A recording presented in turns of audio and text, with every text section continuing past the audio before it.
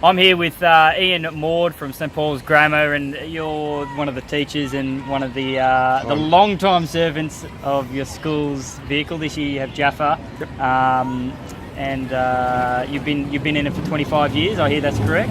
Yep, the end of this year will be 25. Yeah. It's a long time, mate. But Yep. your philosophy is that you're very strong on building the vehicle yourself. Yeah, we've always designed and built our own.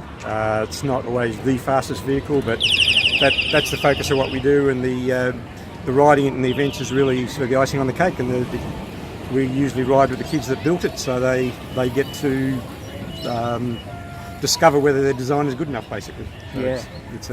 it's very very hands-on engineering. So. Absolutely. Do you find a lot of the kids don't necessarily know much about the mechanical side of it, and then by the end they're... Oh, absolutely. Every year we run year 10 to 12. Yep. Every year when we get a fresh group of year 10s come in, a lot of them have never even held a battery drill before, don't know what half the tools in the workshop are for. By the time they leave us, you can give them a bit of a drawing on a paper and they go off and make it. There's some really interesting aspects.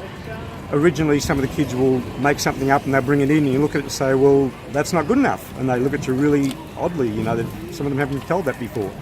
But it's a part of the learning process. They have to work to a standard, and that's something they also get out of it. Now, you've been in this event for a long time. You would have seen a lot of changes. Yep. Can you tell us a little bit about it? Well, in the early days, nearly every school that entered rode a vehicle they designed.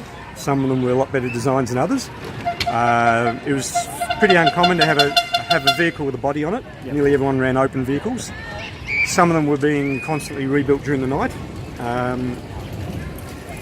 Then I guess the first fiberglass bodies came in, and they were a nice fluid shape, and people started focusing on the races a bit more, and it just evolved from there to the point where nowadays for some schools I think to go to the race is the focus of the year, whereas schools like us, building it is the focus and the racing is the finish to the process.